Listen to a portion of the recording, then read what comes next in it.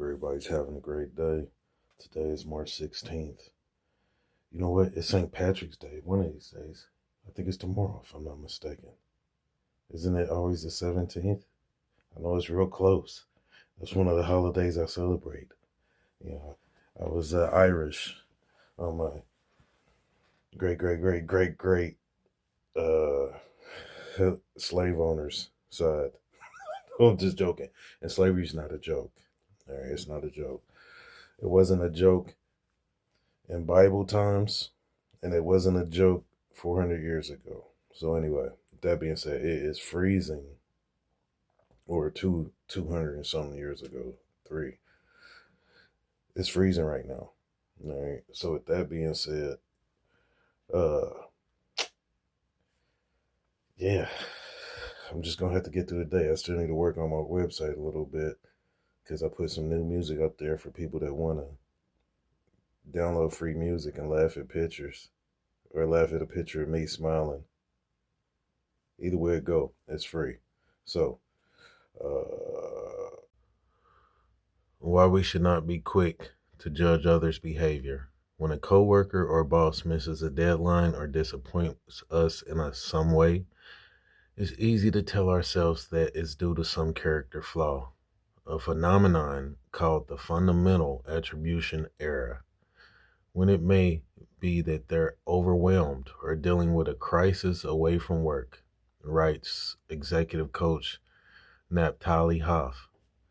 You do not have to assume the best, but you can assume that you do not know everything. That small shift opens the door to better understanding and better problem solving. Hoff writes, I agree.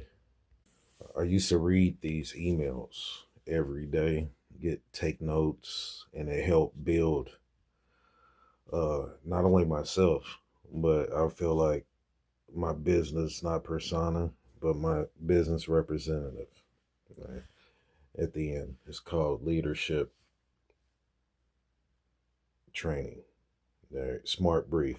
And I've been getting this email since, I would say, 2018, around there.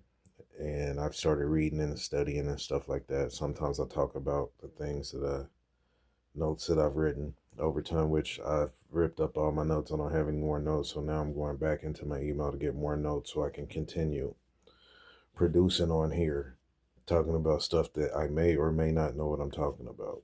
But it's just my thoughts. Thoughts are thoughts, thoughts are opinions. They're not always facts. So anyway, with that being said, pride. I was just having a conversation with somebody, and pride, it too much pride, all right, slows up momentum. All right. It might even stop momentum if you have too much pride. All right, so I don't know who needs to hear that, but I'm just passing along the information. You can almost rely on the weather report. Almost. All right. So with that being said, let's go to my notes. Say no when needed by overcoming compliance wiring. All right. Some people might be like, all right, what does that mean? All right. To me, what it means is saying no when you know you should say no. Now, with that being said, there's a saying that I says to use your mental compass instead of your moral compass. All right. But with that being said, if your moral compass isn't tainted, then use your what? Then use your moral compass. Because some people feel like they're too smart for their own good. But where I come from, or from what my mind works, is when I say use your mental compass instead of your moral compass, is because there's a lot of people that are taught different morals that are completely wrong. Like, for instance, history. Right?